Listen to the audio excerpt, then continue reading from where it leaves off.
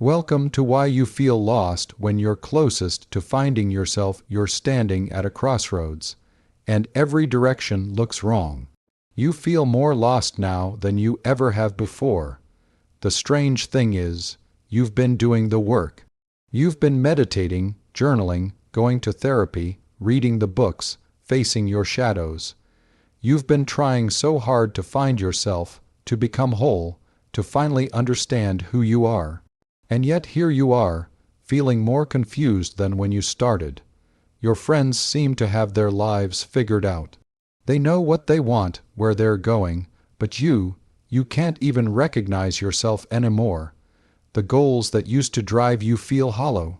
The relationships that used to comfort you feel suffocating. The identity you spent years building feels like a costume you can't wait to take off. You're terrified that something is deeply wrong with you. That maybe you've made a terrible mistake by looking inward. That perhaps ignorance really was bliss. But what if I told you that this feeling of being lost isn't a sign that you've gone off course? What if this disorientation is actually proof that you're exactly where you need to be? Let me describe what you're experiencing, and you tell me if this resonates. You wake up some mornings and don't know who you are anymore. The person you were at 20, at 25, at 30. They feel like characters in a story you read once, but can no longer relate to. You look at old photos and feel a strange distance, like you're looking at a stranger who happened to borrow your face. The things that used to matter to you, the dreams you chased, the goals you set, they don't light you up anymore. In fact, they might even repel you. You wonder if you've lost your ambition, your drive, your passion. You wonder if depression has crept in without you noticing. Your relationships feel different too. Some people who were once close now feel impossibly far away, like you're speaking different languages. You find yourself withdrawing, not because you're angry or hurt, but because you simply can't locate yourself in those connections anymore. You're changing, and they're not changing with you, and the gap between you grows wider every day. And here's the part that really terrifies you. You don't know what you want anymore. You don't know who you're becoming. You're letting go of the old you, but the new you hasn't arrived yet. You're in the void, the in-between, the space where nothing is certain and everything is possible, which somehow feels exactly like nothing is possible and everything is ending. You feel untethered, groundless, like you're free, falling through your own life with nothing to grab onto. This is one of the most disorienting experiences a human being can have, because we're not taught that transformation feels like this. We're taught that growth should feel good, empowering, clarifying. We're told that when you're on the right path, you'll know. You'll feel aligned, purposeful, certain, but that's not how it works. Not when real transformation is happening. Carl Jung called this process individuation. It's the journey of becoming who you truly are beneath all the layers of conditioning, expectation, and survival strategies you've accumulated throughout your life. And it doesn't feel like finding yourself. It feels like losing yourself, over and over again. You see, the self you think you're looking for isn't actually hidden somewhere waiting to be discovered. The real you isn't buried under the rubble of your past, waiting for you to dig it up and dust it off. The person you're becoming doesn't exist yet. You're not finding yourself. You're creating yourself. And creation requires destruction first. Jung understood something that most of us resist with everything we have. You cannot become whole without first falling apart. The ego, that constructed sense of self that you've been maintaining since childhood, must dissolve before the self, your true nature, can emerge. Think about what your ego really is. It's the story you tell about who you are. It's the collection of roles, achievements, beliefs, and identities that you've assembled to navigate the world. It's your job title, your relationship status, your political beliefs, your aesthetic preferences, your life goals. It's every I am statement you've ever made about yourself. And here's the thing, none of it is actually you. It's all costume. Useful costume, necessary costume even, but costume nonetheless. When you begin the work of genuine self-discovery, when you start pulling at the threads of your conditioning, something inevitable happens. The costume starts to unravel, the roles don't fit anymore, the story stops making sense, the ego begins to die. And ego death feels exactly like actual death, because to the ego it is death. The structure that has organized your entire reality is dissolving. Of course you feel lost. You are lost, deliberately, necessarily, beautifully lost. The ancient alchemists had a term for this phase of transformation, negrito. The blackening, the darkening, the stage where everything breaks down into prima materia, into original matter, into pure potential. They understood that you cannot transmute lead into gold without first reducing the lead to its most fundamental state. You have to destroy the form before you can create a new one. This is what's happening to you. You're in your negrito. Your psychological lead is being melted down, and you're terrified because you can't see the gold yet. All you can see is the dissolution, the darkness, the loss of everything you thought was solid. But this is the process. This is how transformation works.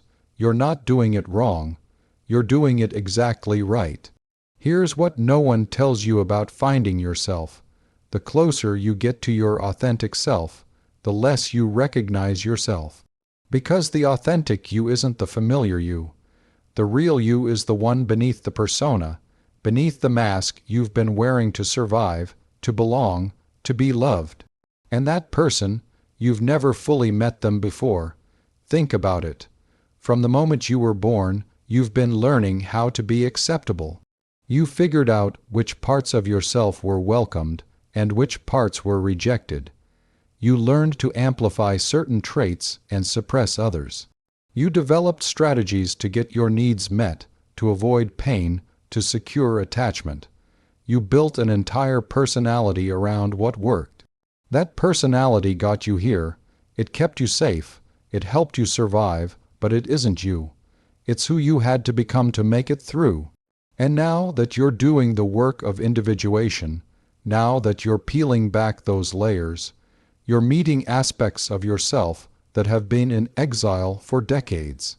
You're encountering your shadow, those parts of yourself you deemed unacceptable and locked away. You're discovering desires you were taught to be ashamed of. You're unearthing anger you were never allowed to express.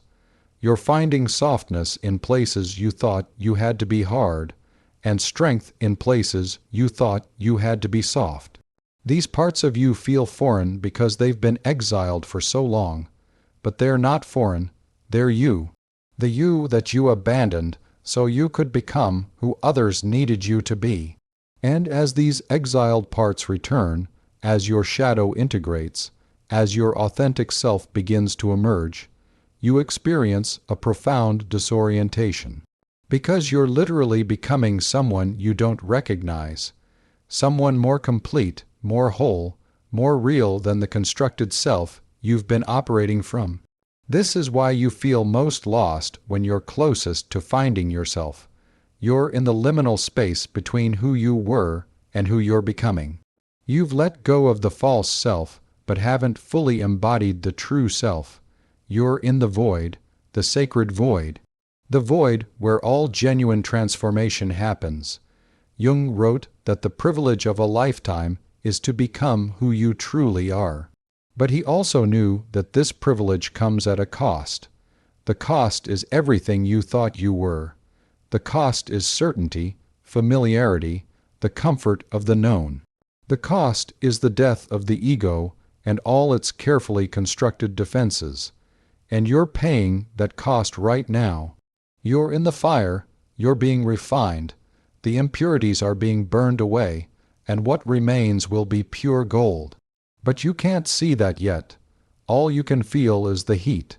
So what do you do with this? How do you navigate this phase of profound disorientation? First, you stop fighting it. You stop trying to grab onto the old you, the old life, the old certainties. You let yourself be in the void. You let yourself not know. You give yourself permission to be in process, to be unfinished, to be in the chrysalis without demanding to see the butterfly yet. You trust the process even when you can't see where it's leading. Because here's the truth. This feeling of being lost isn't random. It's not a mistake. It's not evidence that you've failed or that you're broken. It's evidence that you're transforming. And transformation is inherently disorienting because you're literally changing form. You also start to recognize that this disorientation is itself a kind of guidance. When nothing feels right anymore, when all the old directions feel wrong, your psyche is telling you something crucial. You've outgrown that map. You need a new one, and you can't create a new map while you're still clutching the old one. You practice sitting with the discomfort of not knowing. You befriend uncertainty instead of running from it. You let yourself be a question instead of demanding to be an answer. And you watch for the small signs of the new self emerging. They're subtle at first. A sudden clarity about what you don't want. A pull towards something you've never considered before. A value that rises up from deep within and announces itself with quiet authority. A boundary that sets itself. A truth that speaks itself. These are the whispers of your authentic self. Not the ego's voice, which is loud and demanding and familiar, but the self's voice, which is quiet and certain and utterly new. You are not lost. You are in the wilderness between selves. You are in the sacred darkness where new life gestates. You are in the death that precedes rebirth. And when you finally emerge from this, when the new you consolidates, when you look in the mirror and recognize the stranger as the person you've always been beneath everything else, you'll understand why this phase of feeling lost was necessary. Because you cannot find yourself without first being willing to lose yourself. You cannot become whole without first being willing to fall apart. You cannot step into your authentic self without first releasing the false self you've been carrying. The feeling of being lost is the medicine. The disorientation is the healing. The darkness is the womb. You're not falling apart. You're falling together into the person you were always meant to be. Trust the process. Trust the void. Trust the transformation. You're closer than you think.